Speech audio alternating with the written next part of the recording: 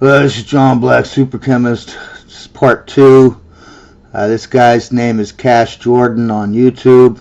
A homeowner in the Bronx started renting a basement apartment to a woman who was from Ecuador. These migrants were gang members who had been arrested over and over. So gangs are now taking over homes and apartments in New York City. In some cases, they disguise themselves as normal renters, but in other instances, they simply break in and destroy the place. And unfortunately, New York is not the only city in America where this is happening.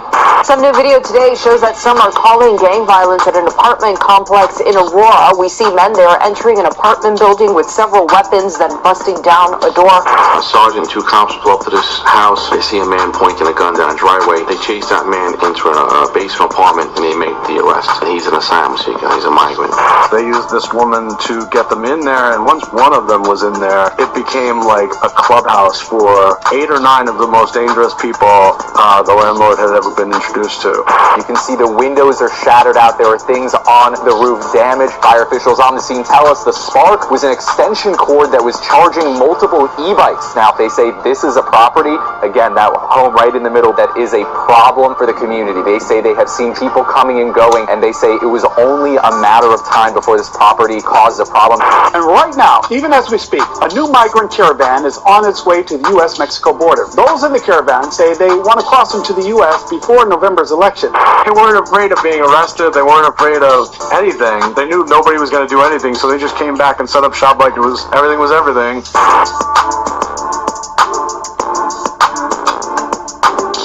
So 2 homes were just totally destroyed after a gang took one over and accidentally burned it down. But nobody's talking about how this problem of gangsters taking over apartments and using them as hideouts tends to happen more in sanctuary cities than anywhere else. And the reason this is happening in New York and Chicago and Denver and other cities like this is because these gang members understand, according to critics, that they can get away with a lot more in parts of the country where laws are designed to protect them. For example, in New York, it's against the law for police to share the immigration status of someone they arrest with the federal government. And part of the reason gang members operate with such brazenness here is because even if the NYPD arrests them and federal immigration finds out, our police are not allowed to hold that individual until the government can come get them, which means immigration enforcement has to make their own arrest on their own time with zero help from our city. And that brings us to the real reason why we're now witnessing gang activity in this country that we've never seen before. These criminals, once they get here, not only are they protected, they can also take advantage of a very generous social safety net set up for those fleeing extreme poverty. And they take advantage of this generosity to connect not with a path leading to the American dream, which is what most asylum seekers do, but with the criminal underworld. Keep in mind, it's against the law for the police officers to go into these migrant hotels. So when a small percentage are cartel, who's protecting these illegal aliens? I'm the racist who hates illegal aliens, but I'm here saying, who is protecting these illegal aliens? If 90% of them are good, who is protecting that 90%? Now, New York in particular finds itself between a rock and a hard place because while our mayor and police realize the dangers we're now facing because of this gang activity, they're fighting an uphill battle against a legal system that keeps criminals out on the street when they commit minor, non-violent offenses, like engaging in a calm, peaceful shoplifting spree that doesn't hurt anything except the bottom line of a big company, or shut down one of New York's many small, struggling businesses. But critics say we've got another problem because this city and its shelter system are now full of individuals who may not be who they say they are, and may be hiding from a past life as a criminal, or worse, trying to start a new life of crime here in America. See, this is the same trick they did with the black people, right? They taught the black people, brainwashed them to think that if you have a murderer or a rapist and you arrest them and put them in prison, that's racism. See? And now their neighborhoods are full of rapists and murderers. Okay? Now they're doing it with the country. You're going to brainwash us all to think it's racism to put rapists and murderers, deport them. It's racism. Yeah, okay. You're brainwashed if you think that. which recently happened when gang members took over a building and started a fire that led to 3 law-abiding families losing their homes forever. And it had been abandoned for a very long time, long enough that junkies were able to get inside and had been squatting there. But according to the New York Post, those junkies rented out the home or part of the home to asylum seekers who then moved in and were living there as well. Neighbors interviewed said problems had been happening at the home for a while and an unknown number of people were living inside of it. They claim there were fights started between people living at the property and neighbors nearby, and what you have here is a critical mass of people living inside one particular property doing things inside of it that are not exactly legal or safe, which is why it burned down. What was back there was a hoarding of trash that basically acted as an accelerant and kindling for the fire. Now, fire officials on the scene tell us the spark was an extension cord that was charging multiple e-bikes. Now,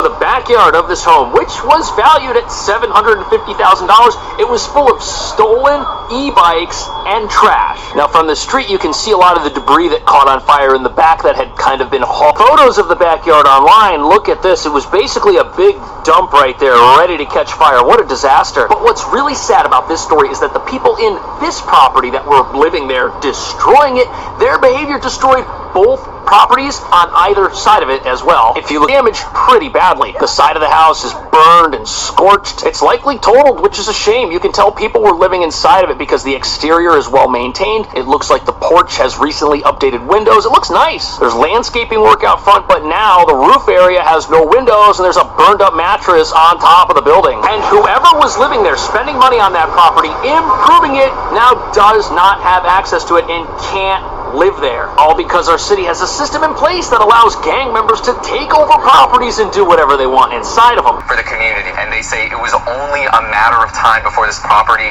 caused a problem. That's what they say. They were worried about, that they were reporting to every agency they could, and unfortunately those calls, despite that, this incident still happening here today. So the fire at this property was so intense, it not only took out the property that was on the left side, but the property on the right side that was attached via a wall, that one was also condemned as well. And there was a family living there that had 3 small kids. And now this family, who'd apparently purchased the home back in 2021, now they've got nowhere to go. And this has people asking, at what point does creating a city that is a sanctuary for criminals with laws that don't punish them, something that starts impacting the law-abiding? Now, so they claim that people were just coming and going from that place at all hours of the night. They suspect that many of the folks entering and leaving were people buying things that were illegal. Plus, they claim that there was always fighting going on here in the way of verbal arguments and shouting matches at all hours of the day. And apparently this year, 18 complaints were filed with 311 for public disturbances. But it gets even worse, because before the fire started that took out these 3 properties,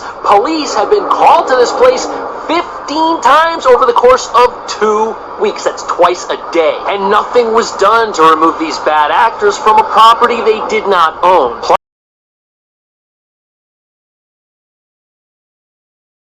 Plus, it reveals that this entire area was being terrorized by whatever was happening inside, yet nothing was being done about it. There were no laws to get these people out, and the only way they ended up leaving was when the place caught fire because of the dangerous conditions inside of it. But sadly, the tragic tale that we have at this property isn't the only one that's taken place in New York recently, and many observers say that the rising gang violence that started here first should have been a warning to the rest of the country as to what was coming. 2 cities and towns that have laws that seem deliberately designed to protect bad actors and help them live lives of crime. It's all over this city. We got people sneaking into buildings who shouldn't be inside. And security images like the ones on the side of that building, those are like the same types of images that we're now seeing out of Colorado, where a dangerous Venezuelan gang took over an entire apartment complex, which is also something that's been happening here in New York for months. A homeowner in the Bronx started renting a basement apartment to a woman who was from Ecuador, but then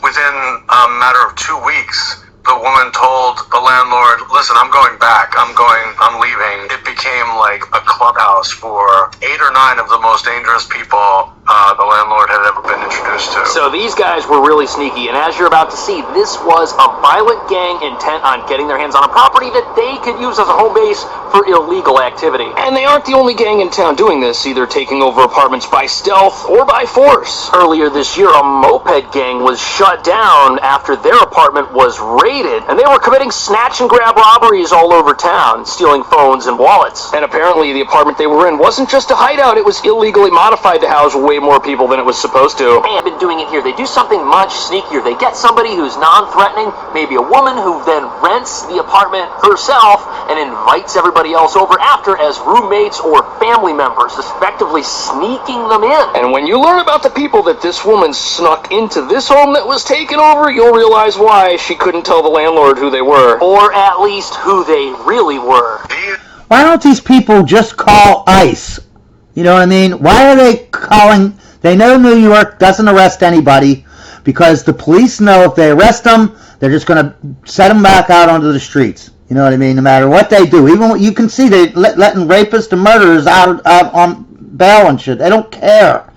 Why don't they just call ICE and say, hey, these illegals are criminals, come get them? Why do they waste their time with the New York government?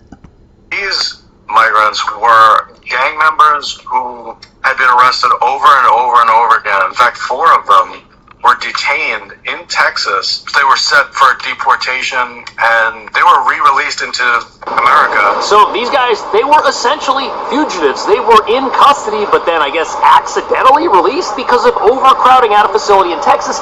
Yeah, remember, I say that guy, and I still stick to it. I'm 99% sure that Greg Abbott is evil. He's pretending he's part of the second wave. He's pretending to be normal, but behind our backs, he's doing a bunch of stuff that says that he's one of the deep state, and he wants to just look good so that he can be president one day, and we'll all think he's great because what? He put funnels and he put stuff in the river so that you can't have the illegals coming over. No, he didn't stop the illegals. He funneled them into a focal point so that they can be processed quicker and more rapidly and more efficiently and be pushed into the country faster. And then what else did he do? Oh, yeah, he did the bus thing. Yeah, no, it was a good thing because, woke people up. But was he doing it to wake people up, or was he doing it so he can distribute millions or thousands of illegals throughout the entire country so it's hard to export them? It'd be a lot easier if they were in one area or whatever. But he distributed them and spread them out throughout the entire country so it's almost impossible to get rid of them. Yeah, is he evil or is he good? Way to New York, a sanctuary city which, like many in America, won't turn anyone over to federal immigration authorities after making an arrest. That protection essentially allowed these criminals to live normal lives while committing crime, and apparently they were selling weapons and other contraband out of the apartment they had taken over, knowing that if the apartment they were living in was ever raided, they wouldn't face justice different from anybody who was officially here with permanent residence in the United States. But their lack of fear of local law enforcement went much further than that, because apparently they were using this apartment not only as a place to commit crime, but they had also stopped paying rent to their landlord, so they were living there for free, which is what caused him to get the authorities involved. They probably could have stayed had they paid their rent, and the landlord probably would have kept his mouth shut because he was getting paid, revealing just how easy it is for criminals to come here and set up shop. Yet just like our house fire in Brooklyn that evicted neighbors with families who'd done nothing wrong, these guys were so out of control that they were terrorizing the entire community in which they lived. And it took an event almost as tragic as a fire destroying people's homes and making them homeless to start the cycle that would eventually lead to these gangsters getting removed from the property they'd stolen. Police were called because someone was out in the street threatening another person. Cops came. The individual ran back into the house and they followed him and they cleared out the house. They took 8 people out of that basement apartment, all of whom were arraigned, and pretty much all of them were released because of bail reform. You'd think that this is the part of the story where this nightmare would officially be over, but if that were the case, living in a sanctuary city which has laws that protect criminals wouldn't be such a big deal, because it takes both. Remember, these guys were wanted by federal immigration authorities, and although they were arrested for running around in the street with weapons, they were all released after that transpired, and federal authorities they had to go back to this house on their own time to arrest these people and get them out of there a few days later. Had the criminals not gone back to the property, they'd probably still be out there. But the most ridiculous part of all this is you see signs all over New York telling you that weapons are illegal, and you can't even bring them into certain parts of town like Times Square. If someone's caught with an illegal weapon, they're supposed to be held in prison for 3.5 years at a minimum. Yet these people had weapons, were selling weapons, and they weren't even put in jail because of it. That's crazy. And These squatters were so relentless that they just came back the next day. They weren't afraid of being arrested. They weren't afraid of anything. They knew nobody was going to do anything, so they just came back and set up shop like everything was everything. so, because it looks like that's exactly what's happening right now, with one gang taking over an entire apartment complex and evicting the residents who live there. And things there are following a similar pattern as they do in New